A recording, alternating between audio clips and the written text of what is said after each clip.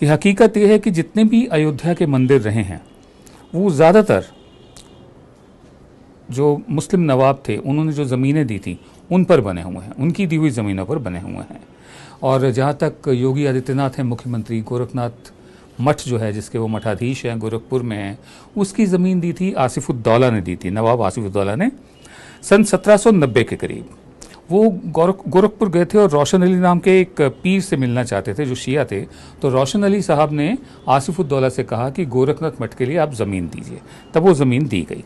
सन 2007 में Indian express में लिखा था कि महंत अवैधनाथ जो मौजूदा योगी आदित्यनाथ हैं उनसे पहले जो थे मठाधीश, उन्होंने एक पब्लिक मीटिंग करी थी शहजादा अंजुम कादर का खैर मकदम करने के लिए, उनका स्वागत करने के लिए, क्योंकि उनके पुरखे आसिफुद्दौला ने ये ज़मीन दी थी।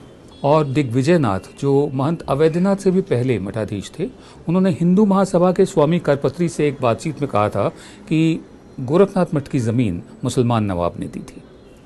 और उससे पहले दिग्विजयनाथ कह चुके थे ताजमहल को लेकर के भारतीय संस्कृति का हिस्सा है।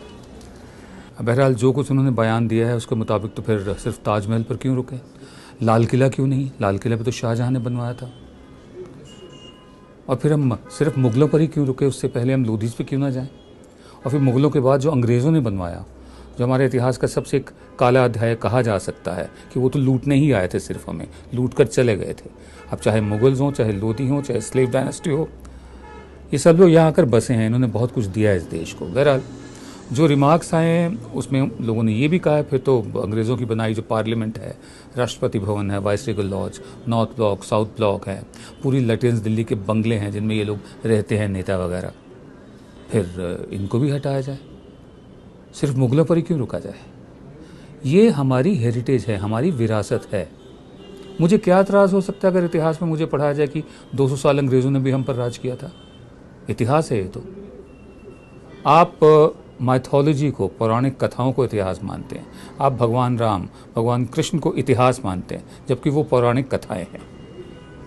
मैं मानता हूँ महाराणा प्रताप इतिहास है, शिवाजी इतिहास है, लेकिन इतिहास का नाम लेकर नफरत फैलाना, भारतीयों में आपस में फूट पैदा करना, जो अंग्रेज़ का काम था, फूट डालो राज करो, हिंदू मुस्लिम के नाम पर पूरा माहौल ख़राब करना, हमारी निगाह में गद्दारी है, इस देश से देशद्रोह है। बहरहाल